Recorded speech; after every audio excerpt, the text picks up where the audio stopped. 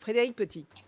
Merci Madame la Présidente. Je n'avais pas prévu de prendre la parole, mais je voudrais réagir à deux choses. D'abord, à une phrase de mon collègue Jean-Paul Lecoq qui disait qu'il fallait aller voir qu'on devait aller lancer les entreprises et leur demander ce qu'elles pouvaient faire.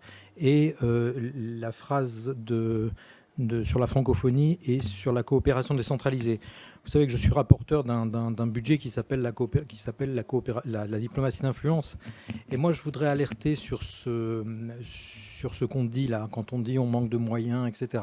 Je crois que le premier problème, et on tourne autour de ça dans ses remarques, puisque même quelqu'un qui est plutôt à gauche de l'hémicycle dit qu'il faudra aller voir les entreprises. Je crois que la difficulté qu'on a aujourd'hui dans notre diplomatie d'influence, je l'ai dit en hémicycle l'an dernier, je le répète, nous n'avons pas à gérer aujourd'hui un problème de pénurie financière. Je n'y crois pas. Nous aurons peut-être à le gérer demain, c'est-à-dire qu'il faudra mettre plus de moyens à un moment sans doute. Aujourd'hui, ce que nous avons à gérer, c'est la cohérence de ce que nous faisons, parce que notre administration, qui a été habituée pendant des années à ce que cette diplomatie d'influence soit faite à 100% de manière centralisée de Paris, doit comprendre ce que c'est le travail en collaboration. Voilà. L'exemple type qu'on vient de donner, qui est nous avons des profs de français qui ne sont pas au niveau, nous avons tous les moyens qu'il faut pour faire ça. Nous avons le Centre international d'études pédagogiques qui se trouve à Sèvres, qui est un organisme d'État qui coûte quasiment rien, parce qu'il est autofinancé, parce que c'est la formation des profs de français à l'international, qui forme des milliers de profs de français étrangers tous les ans. C'est ça notre outil. C'est cet outil qu'il faut piloter, et le piloter de manière coordonnée avec nos enjeux. C'est-à-dire qu'aujourd'hui, ce que fait, si le Centre international d'études pédagogiques, il lui manque la courroie qui va vers nous, qui va vers le ministère pour lui dire aujourd'hui, la Tunisie, c'est plus important que tel autre pays ou que tel autre pays. Donc je crois qu'il faut que nous mettions ça en place. Ça a commencé avec l'AEFE. Vous verrez mon rapport cette année sur l'AEFE. Je pense que la réforme qui est en train de se passer à l'AEFE, elle n'est pas encore publique, mais ce que nous voyons nous donne bon espoir que enfin l'enseignement français met d'abord de la réorganisation avant de demander des moyens supplémentaires. Ça va se passer avec l'Institut français et il faudra que ça se passe aussi avec la francophonie, où la coopération avec des réseaux qui ne sont pas des réseaux centralisés, qui ne sont pas des réseaux de fonctionnaires français, sera encore plus difficile dans l'avenir. Mais ne mettons pas la charrue avant les bœufs. D'abord, réorganisons bien et donnons à notre administration l'habitude de faire du travail de réseau. Tout le monde en parle, mais ils ne le font pas. Et après, nous mettrons des moyens supplémentaires qui, là, seront décuplés.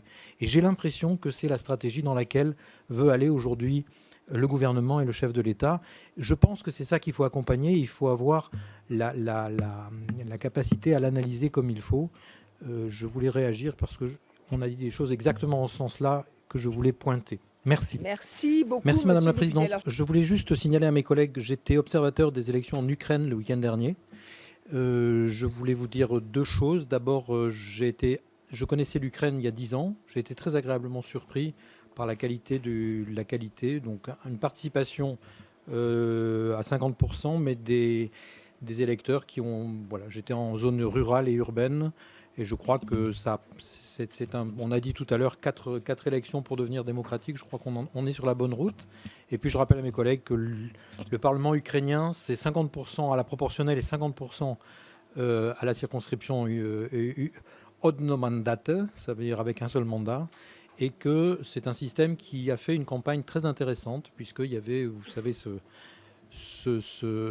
showman, et en même temps il y a eu de la résistance dans les circonscriptions avec une campagne très intéressante qui s'est bien passée, évidemment loin d'être idéal, mais en progrès.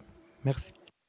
Merci beaucoup. C'est maintenant qu'ils vont avoir rendez-vous avec des problèmes lourds, un problème de corruption extrêmement fort en Ukraine. Ça doit être un des pays les plus corrompus qui soient. Et puis évidemment les problèmes de voisinage, la Crimée et le Donbass, et les problèmes d'unité de l'Ukraine avec voilà, une partie de l'Ukraine tournée plutôt vers l'Est, une partie de l'Ukraine tournée vers l'Ouest. Voilà, mais en tous les cas, merci de ce témoignage, chers collègues. Alors, vous avez